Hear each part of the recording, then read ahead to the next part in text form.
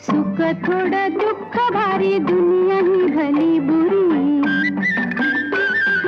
सुख थोडं दुःख भारी दुनिया ही भली बुरी.